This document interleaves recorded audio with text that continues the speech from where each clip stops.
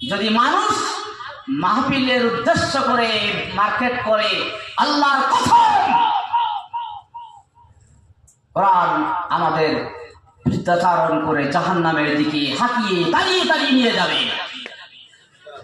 আল্লাহ পাক বলেন, আল্লাহ নবী বলেন, ইয়াকুলুল কুরআনু ওয়াই রাব্বি ইন্নী মানাতুহুম নাওবা বিল-লাইলি ফাশাফিনি ফিহা ফায়ুশফান।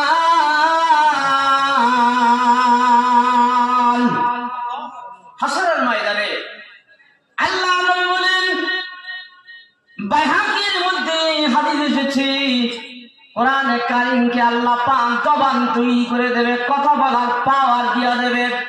কোরআন সেদিন বলবে, একদল মানুষকে যখন তাড়িয়ে তাড়িয়ে হাঁকিয়ে হাঁকিয়ে জাহান্নামের গেটের দিকে নিয়ে যাওয়া হবে, ওই সময় কোরআন বলবে, ইয়াকুলুল কুরআনু আই রাব্বি ইন্নী মানাতুহুন নাওমা বিল-লাইলি ফাশাফিনি ফিহা ফায়ুশফান।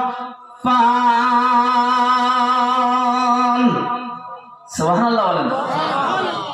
কোরআন সেদিন কথা বলবে, একদল মানুষকে যখন জাহান্নামের জন্য নিযুক্ত করা হবে, তাড়িয়ে তাড়িয়ে হাঁকি হাঁকি নিয়ে যাওয়া হবে, সময় নাই, কথা বিস্তারিত বলতে পারবো না। আল্লাহ রাব্বুল আলামিন কোরআনের মধ্যে বর্ণনা করলেন, ওয়াসিকাল্লাযীনা কাফারু ইলা জাহান্নামা যুমারা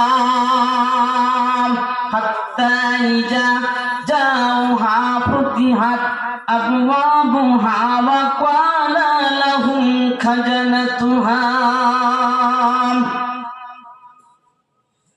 বন্ধুগণ, সেদিন এই কোরআনের বিরুদ্ধাচারণকারী মানুষগুলাকে দাঁড়িয়ে হাঁকিয়ে যখন দোজখের সদর গেটের দিকে নিয়ে যাওয়া হবে, ক্বালা লাহুম খাজানাতুহা, জাহান্নামের দরওয়ান, ভাইরা আমার, জাহান্নামের দরওয়ানের নাম কি আপনাদের জানা আছে? বলো তো, কি নাম?